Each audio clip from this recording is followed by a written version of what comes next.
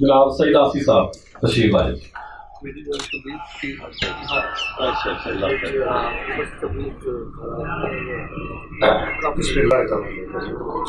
شاید کعبہ صاحب اگر دو الفاظ کہہ دیں تو یہ اس عظیم کے لیے ثابت ہوتی. بارہ اس میں تربیت ناسات ہے اس کی انہوں نے اجازت دی ہے تو اپنی ذمہ داری میرے صاحب پہ پڑی. تو مجھے تو سچی بات کچھ سمجھ نہیں آ رہی. میری بھائی صاحب سے کوئی 45 سال کی رفاقت اور رفاقت بھی ایسی کہ ایک ساتھ ہم بیٹھنا، ایک ساتھ کہیں گھومنا پھرنا، اور نشستیں ہماری جو ان کے گھر بھی ہوئی as a trade union leader جو ان کے ساتھ ہماری رفاقت رہی. ایک طویل سلسلہ ہے. اور اگر یہ یادوں کی گرا کھودی شروع کر دی جائے تو شاید وقت کم پڑ جائے، لیکن ان سے وابستہ جو یادیں ہیں ان کا ذکر چلتا ہی رہے گا. بہرحال یہاں اس تقریب میں ماشاءاللہ بہت باعزت شخصیات ہمارے پروفیشن کی موجود ہے. منترم شابی صاحب ہیں، حامد میر ہیں، شعیب ملائز صاحب ہیں اور دوسرے احباب. تو ان کی موجودگی میں میرا خیال ابھی انہوں نے کچھ اظہار خیال بھی کرنا ہوگا. تو میں صرف مختصر الفاظ میں کچھ یادوں کا تذکرہ کروں گا. میں 81 میں نوائب میں نے جوائن کیا تھا، لیکن کدوائی صاحب سے پہلے کی یاد اللہ تھی ان کے ساتھ. میں نے پروفیشن کا آغاز کیا 75 میں، پھر 77 میں جب میں رپورٹنگ میں آیا روزنامہ آزاد میں تو کدوائی صاحب کے ساتھ اس وقت بھی اکثر ملاقاتیں ہو جایا کرتی تھی. پھر جب 81 میں ڈرائیور کا حصہ بنا اور 82 میں رپورٹنگ سیکشن میں آیا میں تو کدوائی صاحب اس وقت چیف رپورٹر تھے. تو یہ 20 وغیرہ جو ہے کدوائی صاحب کی شخصیت ایسی پرسنالٹی تھی کہ دیکھنے والا مسحور ہوئے بغیر نہیں رہ سکتا تھا. ان کی گفتگو کا انداز بھی، لب و لہجہ بھی، اور پھر ان کا جو پس منظر، ان کا فیملی کا پس منظر. ایک تحریک پاکستان کے کارکن ان کے والد صاحب جو صوبائی افسر بھی رہے، تو اس ناطے سے بھی وہ ایک باعزت شخصیت تھے. اور پیشہ صحافت میں جس طرح انہوں نے اپنا نام اور مقام بنایا وہ بہت کم ہماری لاٹ میں سے بہت کم صحافیوں کے حصے میں آئے. اور بطور چیف رپورٹر ان کی جو کمان تھی ایک ایڈمنسٹریشن کے حوالے سے بھی، وہ بھی یقیناً قابل داد ہوا کرتی تھی. تو اس ناطے سے ہمارا ایک سفر جو ہے وہ چلتا رہا ہے. اور مجھے پھر جب طارق اسماعیل صاحب شفٹ ہوئے روزنامہ پاکستان میں تو مجھے کدوائی صاحب کے نائب کی حیثیت سے بھی کام کرنے کا موقع ملا، ڈپٹی چیف رپورٹر. پھر کرتا خدا کا یہ ہوا کہ کچھ معاملات ایسے بنے کہ کدوائی صاحب کو ڈرائیور چھوڑ کے جنگ جائے تو کہنا پڑا. یہ غالباً 95 کی بات ہے. تو اس کے بعد پھر ایک معاملہ ہوا یہ کہ مجھے چیف رپورٹر تک بھی پھر ایک موقع مل گیا. چیف رپورٹر کی ذمہ داری بھی نبھائی میں نے. اسی دوران جو ہے نا کدوائی صاحب کے ساتھ گاہے بگاہے ملاقاتیں ہوتی رہی. اب جتنے ان کے تعلقات تھے خاص طور پہ سیاستدانوں کے ساتھ، وہ ایک قسم کا، میں سمجھتا ہوں کہ ایک قسم کی وہ ذخیرہ تھے. اور ہماری جو جنریشن ہے جرنلسٹوں کی، ان کے لیے ایک گائیڈ تھے، ایک استاد تھے.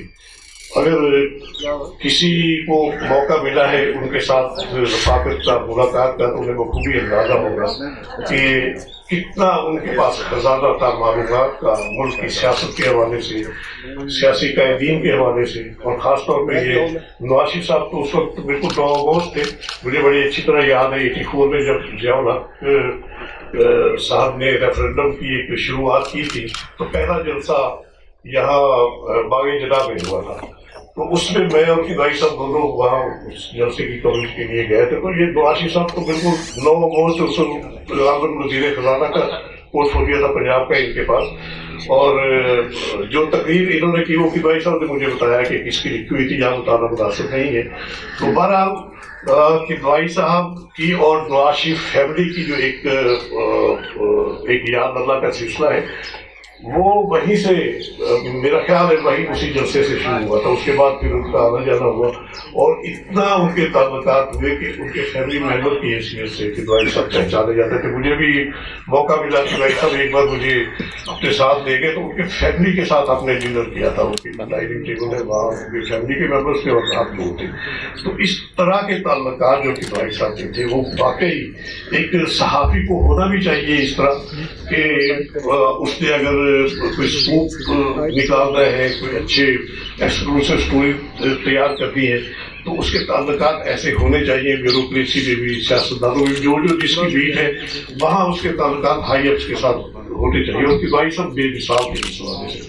तुम्हारा उनकी यादें ऐसी हैं कि मैं सिर्फ एक बात का जिक्र करूँगा यहाँ जर्नलिस्ट कम्युनिटी के हवाले से। बहुत कहा जाता है ये पता नहीं ये लिफाफे देते हैं और पता नहीं क्या। हारून मीर साहब वो आजकल काफी जद में भी है और बहुत तनकीद भी हो रही है आजकल। लेकिन मैं सिर्फ एक रहन सहन की बात करता हूँ कि भाई साहब के बारे में भी बड़े तासरात होते थे, लेकिन वो बंदा है खुदा, मैं गवाही देता हूँ इसका कि एक यामाहा मोटरसाइकिल उनके पास होती थी और रात को जब ऑफिस से हम ऑफ करते वो मुझे अपनी सीट पर पीछे फैमिली बाटों में उसमें रहता था, तो मुझे साथ बिठा के मुझे घर छोड़ते फिर अपने घर जाते। ये हमारी रूटीन थी। मोटर बाइक थी उनके पास और घर भी उनका जो है 10 मरले का एक बाटो जहाँ से बुलाते वो भी इतना ऐसा लेविश नहीं है कि हम कह सकें कि वाकई ये बड़ी अय्याशी वाली जिंदगी उन्होंने बसर की। और उनकी एक सिर्फ ये थी कि वो जो खास तौर पे कम वसाइल के लोग हैं उनकी बहुत मुआवजत किया करते थे और चुपके से किसी को कारोबार मेरे सामने की बातें, कई लोग आते थे सिफारिशें करवाते थे, वो रुका लेकर देते थे या जैसे भी किसी साहिब इस्तार के पास भेजते थे तो उसका काम हो जाता था। तो ये इस सिफत के लोग जो है एक इंसानियत के नाते मैं समझता हूँ कि ये बहुत कम लोगों में ऐसी सिफात मौजूद है।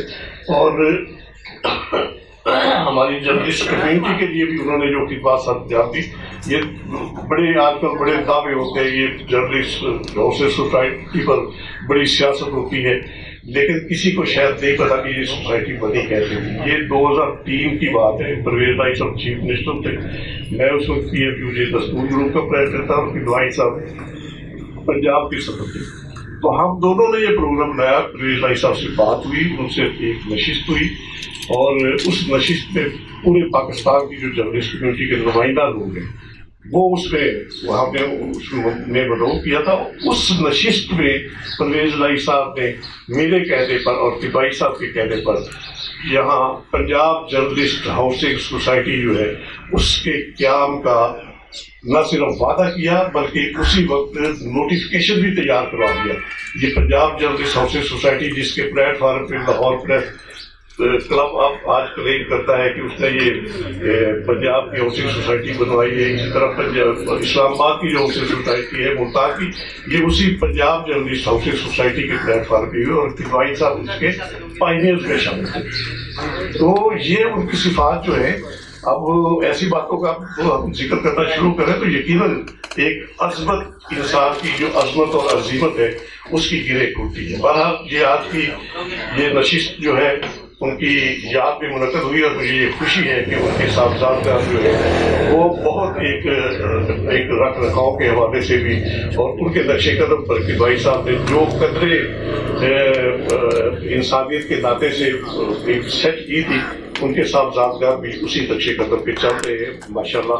बहुत उनके बेटे अमान अच्छे मनसब पर भी है। तो ये उनकी यादें जो है ऐसी है कि बस हम उनको याद ही कर सकते हैं।